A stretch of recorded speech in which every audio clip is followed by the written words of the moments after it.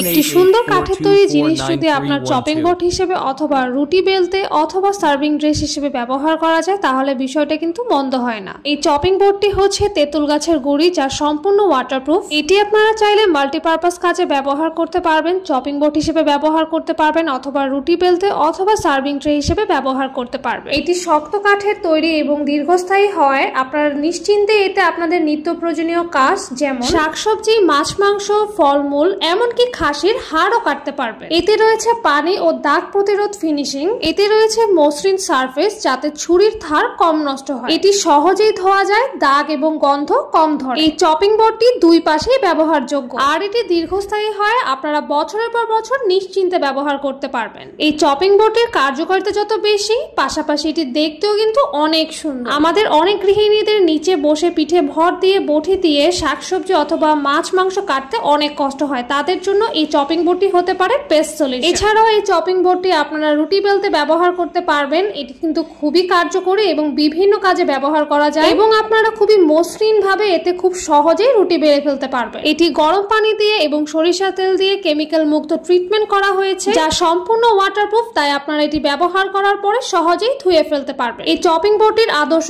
Size হচ্ছে medium size, অর্থাৎ 14 ইঞ্চি। চাইলে আপনারা এটি ছোট বড় সাইজও নিতে পারবেন। তাই এই মাল্টিপারপাস চপিং বোর্ডটি অর্ডার করতে চাইলে আজই আমাদের সাথে যোগাযোগ করুন। ধন্যবাদ।